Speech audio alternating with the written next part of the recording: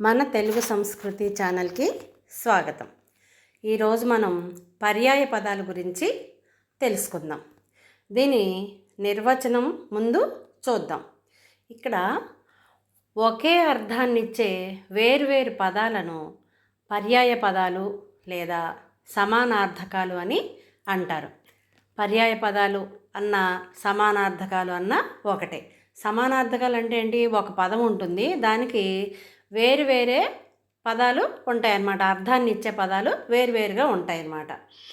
ఉదాహరణకి అమ్మ అన్నామనుకోండి, దానికి మనం చాలా రకాల పదాలు చెప్పుకోవచ్చు. జనని, తల్లి, మాత, ఇలా చాలా రకాల పదాలు ఉంటాయన్నమాట. అర్థం మాత్రం ఒకటే ఉంటుంది, తల్లి లేదా అమ్మ. అలాంటి వేరువేరు పదాలను ఒకే అర్థాన్ని ఇచ్చే పదాలనే పర్యాయ పదాలు లేదా సమానార్థకాలు అని అంటారనమాట. ఇప్పుడు కొన్ని ఉదాహరణలు చూద్దామా? అఘము అంటే పాపం లేదా దురితము. అధికం ఎక్కువ, మెండు, మిక్కిలి అని కూడా అనొచ్చు. అనలం అగ్ని, వహ్ని, నిప్పు. అబ్ది సముద్రం, జలధి, అకూపారము, సాగరము, ఉదధి, ఇలా చాలా పేర్లు ఉన్నాయి. అలాగే అశ్వము గుర్రము, తురగము, హయము అని కూడా అనొచ్చు. ఇంతి స్త్రీ లేదా వనిత. ఈ స్త్రీకి 200 పర్యాయ పదాలు ఉన్నాయి. మీకు తెలుసా ఇవి? వేరే వీడియోలో వాటి గురించి చెప్పుకుందాం. ఉదకము నీరు లేదా జలము.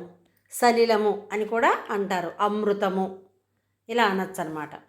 తర్వాత ఉర్వి భూమి, వసుధ, పుడమి, పృథ్వీ, ఇలా చాలా పర్యాయ పదాలు ఉన్నాయి.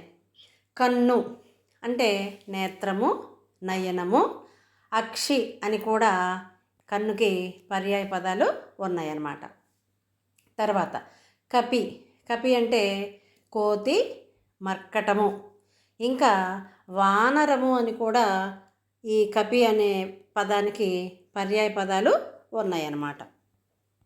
తరువాత కుమారుడు, తనయుడు, పుత్రుడు, తనూజుడు, కొడుకు అనే పర్యాయ పదాలు ఉన్నాయి. కూరిమి అంటే స్నేహం, చెలిమి. కాశీ, వారణాసి, అవిముక్తం. డెందము హృదయము, యద, ఎడద.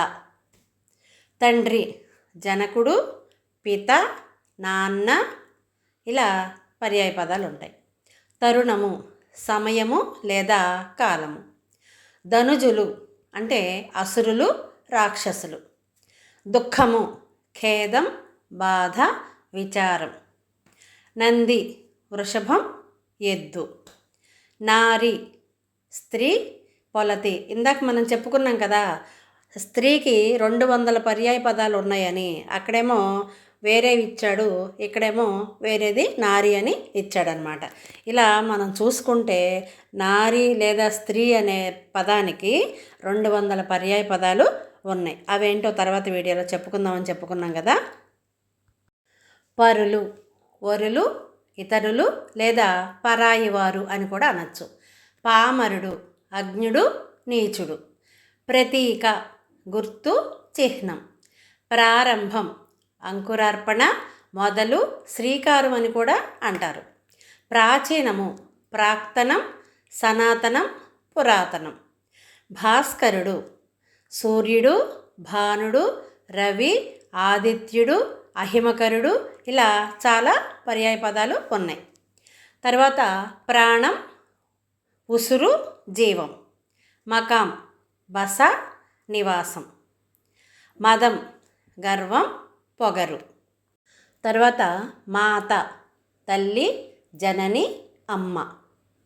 మేను శరీరం, దేహం, తనువు అని కూడా అనొచ్చు.